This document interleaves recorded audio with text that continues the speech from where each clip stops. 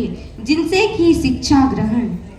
विलक्षण प्रतिभा के धनी, नाता इनमें कुछ भी औसत, शिक्षा पूरी करने में कृष्ण को मात्र लगे दिन 64। अंतिम दिन आया शिक्षा का, गुरु कृष्ण को बुलाते हैं और कहते हैं, हे कृष्ण, तुम्हारी शिक्षा अब पूरी हुई, गुरुकुल से प्रस्थान करो। शिष्य, तुम्हें मैंने है माना श्रेष्ठ, पर होगा अब तुमको जाना, पहर रात्रि उचित है ये अब तुमको जाना होगा। तब श्री कृष्ण गुरु से कहते हैं, स्थान गुरु का सबसे ऊपर, जिसे कोई झुका नहीं सकता। अपने गुरु का शिष्य अपने गुरु का ऋण कई जन्मों में चुका नहीं सकता। फिर भी अपनी मर्यादा का पालन करूंगा। जो आप मांगे हे गुरुवर, आपको गुरु दक्षिणा में दूंगा।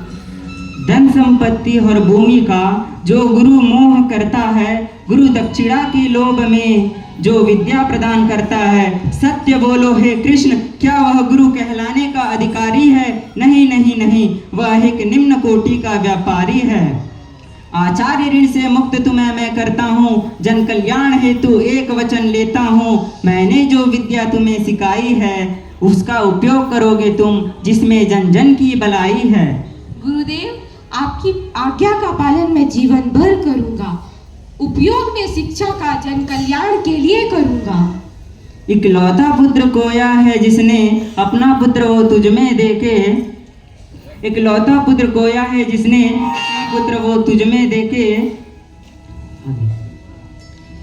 कैसे, कब यह घटना घटी? पर्व स्नान के दौरान समुद्र उसे निगल गया।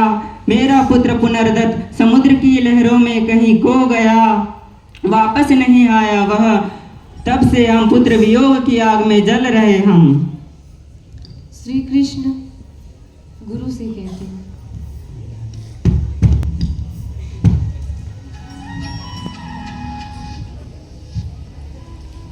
ऋण है मुझ पर अपनी शिक्षा का, पालन करूं आपकी आज्ञा का। तीनों लोगों में पुत्र आपका मैं ढूंढूंगा।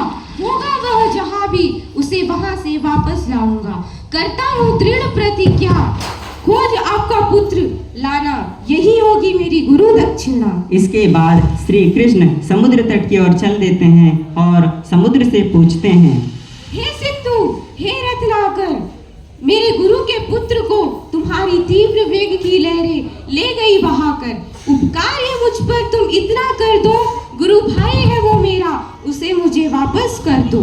इस पर समुद्र श्री कृष्ण को कहता है, प्रभु वो मेरे पास नहीं है। मेरी गहराई में एक राक्षस, पांचजन्य नाम का राक्षस रहता है, जो स्नान कर रहे